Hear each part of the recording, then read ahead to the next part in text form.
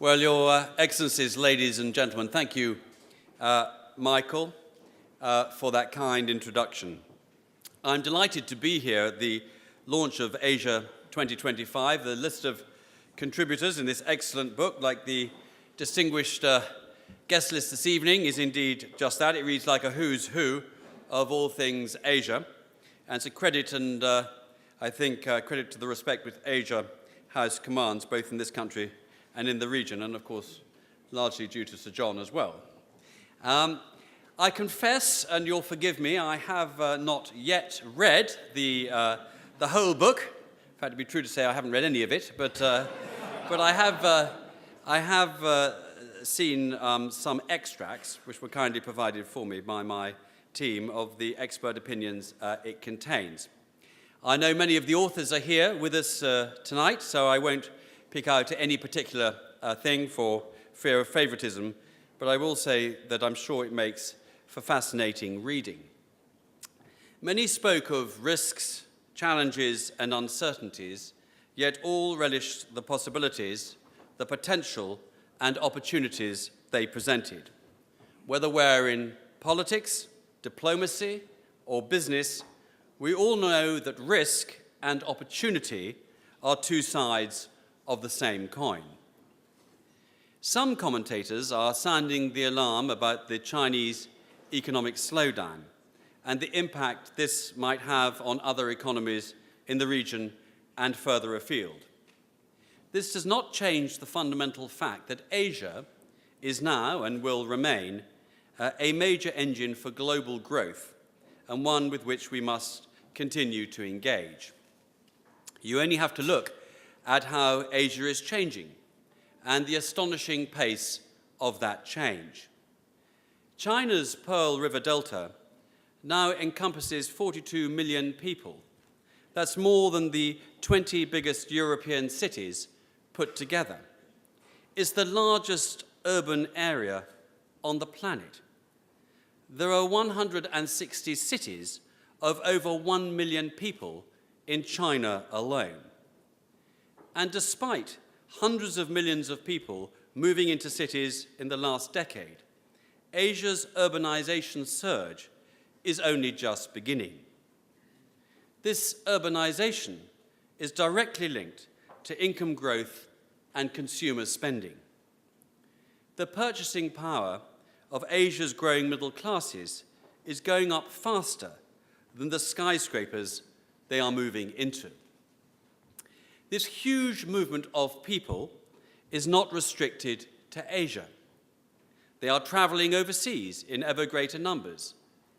India overtook China recently to become the fastest growing outbound travel market, predicted to more than triple to 50 million between now and 2020. Two of the world's top 3 economies are now Asian. A third of global trade and GDP is represented by Asia. Some predict that by 2025, as many as 2/3 of the world's population will be Asian. Both the G7 and G20 will be hosted in the region this year, clear testament to its growing significance. There is no doubt that these seismic economic shifts are being felt right across the world, and the UK is feeling them too. Some contributors in the book you are launching today argued persuasively that the Asian economic centre of gravity was shifting westwards. Others argue just as forcefully that the centre of gravity of Western economies was heading east. Of course, both are right. People in Europe are looking east as never before, but Asians are also increasingly looking west as students, investors, and tourists. Some estimates suggest that Chinese tourists spend as much as £8,000 during a visit to the UK. Some sources suggest a good amount of that is spent at Bicester Village, but I'm not certain. I haven't had those figures confirmed. This increasing integration is having a huge impact on the UK. Cheaper Asian imports, from T-shirts to televisions, have given British people today a standard of living their grandparents could only dream of. But at the same time, these products threaten the livelihoods of lower-skilled British workers. So economics spills over into politics, with protests about globalization, not least against free trade agreements such as the Transatlantic Trade and Investment Partnership, which we call TTIP, which is already the subject of urban myths. But we all have to accept that this increasing global interconnectivity is here to stay and embrace it. Asia is embracing e-commerce. 10 years ago, only 2% of Indonesia's population used the internet. This year, a third are expected to. That means 100 million Indonesians connected globally, with huge implications for economic growth and social change. Chinese consumers spent a record £10 billion online in just one day last year. At an individual level, it means that a teenager on a laptop in Hanoi can do business with a company in Huddersfield. At a country level, it has meant a recognition of growing economic interdependence and the need to join forces with others. Like our work with the Republic of Korea, building a new fleet of ships for the Royal Navy, which has led us to work together to promote the project to third countries, or our plans to bring Typhoon fighter jets to Japan later this year for the first non-US military exercise Japan has ever hosted. Cooperation like this not only breaks down barriers between countries inside the grouping or partnership, it also magnifies their individual power and influence outside it. In the trading context, you can see the proof of this in the EU, which I'll come to in a moment. You can see it in the Commonwealth, where we are expecting to see the value of intra-Commonwealth trade reach $1 trillion by 2020. And you can see it in ASEAN's economic success and the launch of the ASEAN Economic Community. Almost 2/3 of ASEAN's growth in the last quarter century has come from productivity gains. Today, ASEAN is the fourth largest exporting region in the world, accounting for 7% of global exports. We support ASEAN's Vision 2025 with its plan to tackle non-tariff barriers, harmonize the regulatory environment, and liberalize services. These changes will be crucial for boosting growth in Southeast Asia and strengthening integration with the rest of the world economy. We also support the free trade agreements that the EU is pursuing with countries in the region. We see these as laying the foundations for an EU-ASEAN FTA. The UK, the EU, and other like-minded economies are gradually building a global free trade network through the Trans-Pacific Partnership, the Transatlantic Trade and Investment Partnership, and various EU free trade agreements with the Republic of Korea, Vietnam, and Singapore. And only yesterday, I was able to reaffirm our commitment to the EU-Vietnam FTA during our third annual UK-Vietnam Strategic Dialogue here in London.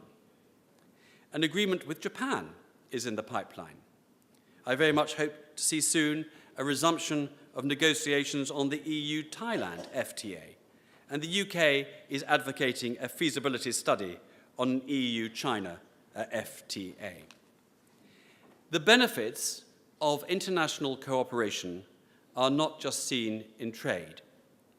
It is a simple truth that in an interconnected world, problems and threats in the form of Daesh-inspired terrorism, instability in the South China Sea, or the North Korean menace require a unified response.